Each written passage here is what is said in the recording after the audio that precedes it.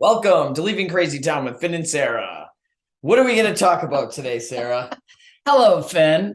Hello, everybody. Today we're going to discuss maybe some challenging topics. I say that every week, and I love your faces. We're going to talk about how we dismiss ourselves, which is part of Co-Crazy, because a lot of focusing on someone else's needs is dismissing our own needs. And in the book, I talk about, there's a couple of chapters on ways of thinking. And Finn and I were talking in the last couple of days around styles of thinking where we are trying to deny our feelings and detach from reality, which is part of Co-Crazy, right? We don't want to be in reality. Sometimes your reality is not fun. Sometimes reality is not fun. Here I go with the hair. And also that's what addiction is as well. I mean, addiction is all about, we don't want to be in reality. And sometimes, sometimes, but reality for me often is getting an awareness that I wish I didn't have about a situation or a feeling or a scenario or whatever. Yes. And the thinking comes in when that awareness rises up, and then I'm like, oh, no. Exactly. Which part of denying addiction, and I talk about this in the book with Co-Crazy, and I know everybody's probably heard these things. We rationalize, we deny, we minimize. I only drink beer and wine. I heard that so you don't know how many times I've heard that. We romanticize. It was really great in the first 5 years of my marriage, even though they now have been married for 25 years. And I'd be after that, I've been miserable. But the first 5 were good. But the first 5 were good. Okay. So those are ways people kind of try to make sense and rationalize their pain. One of the things in the book we were talking about was the terms, and I bring these up because I heard them from clients a lot, and we've talked about hearing them from sponsees or friends. And they're the following phrases. I don't care. I don't know, and I'm confused. So I never admit to being confused, but I don't care and I don't know I use quite frequently. All right. So those phrases I've heard a lot. I've probably said a lot, especially around what restaurant go to eat at. I don't care. Let's just eat. So those phrases I want people to think about. Do you say those in your life when you're asked a direct question? And part of what those phrases manage, like we were just saying, is the truth. Sometimes we don't want to see the truth. Sometimes we don't want to have an awareness. Sometimes we're just not ready, which is okay. We can do that. But part of this work is looking at, what is it? What's so painful about seeing the truth? And also, we were discussing earlier, the consequences. So when we say, I don't care about something, I give the example, I think I've given this example of where a husband said, to the wife, I want to show you something, and showed him a new house he bought. And she was like, and she said, well, I might have wanted to be in on this. Wait, the husband and wife were married and he went off and bought a house? Yeah. Okay. And I just want to be clear. Yeah. So again, he does it because he doesn't want the person to disagree with him, and he wants what he wants. And the wife is like, well, do I care about this? Yeah, you might care about moving into a house you've never seen. Okay, so those are extreme examples. So we were going to give some examples about times we may have said, I don't care, or I'm confused, or I don't know, when really it's a way we don't want to see the truth about something in our life. All right. Or share the truth. Right. So we'll give a couple of examples, and then we want you guys to think about, do you say these things in your life? Do you notice certain relationships where you're rationalizing? This would happen a lot. Someone would be in a bad relationship, and Finn and I were discussing this earlier, where we kind of start rationalizing a lot of their behaviors, but it's because we don't want the relationship to end. So we just kind of say, oh, well, that's okay, they do that, or that's okay, they do that, or that doesn't really bother me. It's not something that bothers me. It's not a big deal. Yes. It's only once in a while. And yes, if I don't think about it, it doesn't bother me. I don't know. Right. So think about if you do that in your life, who you do it with the most, and just think about, geez, am I in denial about something? All right. So do you want to give an example of an arena in your life where you may dismiss yourself and say, I don't care, I don't know? Well, one of the things we were talking about earlier, I'll just give this example, is if I get asked to go eat at a place that is not really conducive to me having something that fits with my food plan. Yes. And I'm already feeling a little anxious or whatever, I would often say, I don't care. Right. Sure. When inside, at the time the question's being asked, I know, like, say it's a pizza place, I don't eat pizza, it's my favorite food, but I don't eat it. Right.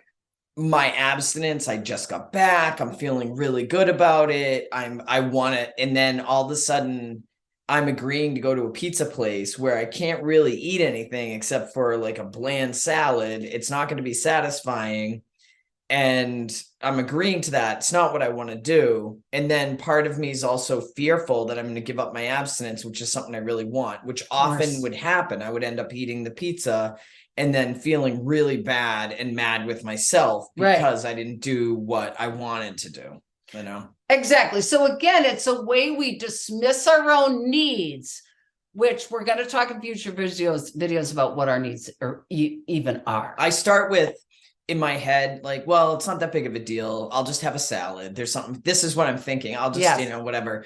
And then by the time I'm at the pizza place, I'm now doing the old, well, I'll just, it doesn't matter if I have pizza. It's not going to like ruin my abstinence. I'll be okay. You know, I'll start my food plan again tomorrow. I'll just eat better tomorrow. Then before I'm even got the pizza in my mouth, I'm convinced that I overreacted about being a food addict and I probably don't really need to be on a food plan anyway. And this isn't because I don't want to be. It's all the rationalization to make the decision okay.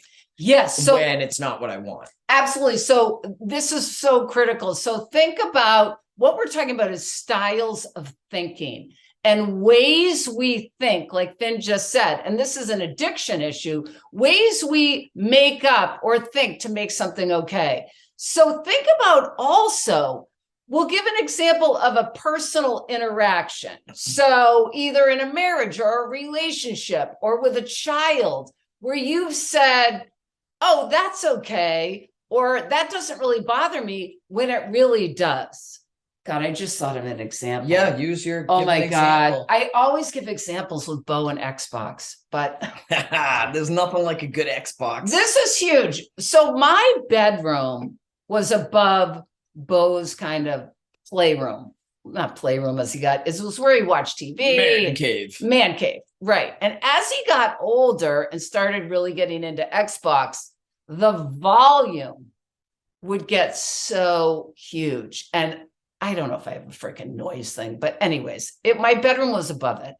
So if I was reading a book, suddenly I'd be hearing these screams. And so I remember when he first started playing, I'd be up in my room and I'd be like, you know, this is good though. He's connecting with his pals. He's having fun.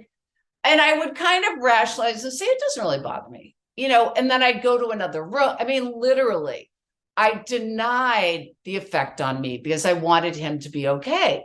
But really, over time, what would happen? One of the consequences is I would start to get pissed. You want to rip that Xbox out of the wall? So there were times when literally I would deny, and then I'd be in a rage. And I'd go to the top of the stairs where the basement is, and I'd open the door and I'd be like, oh, like what? But the problem is, it's because I'd be dismissing. He had no warning. And I'd say that, and what would happen? Of course, he'd come running up the stairs and be horrified because I embarrassed him. I embarrassed him in front of his pals. And he'd be like, why didn't you tell me? So again, denying our feelings, we think, oh God, this is the whole crazy thing. We think we're helping the other person and being kind. And all that's happening is resentment is building. I shouldn't feel that way. I shouldn't feel that way because fill in the blanks.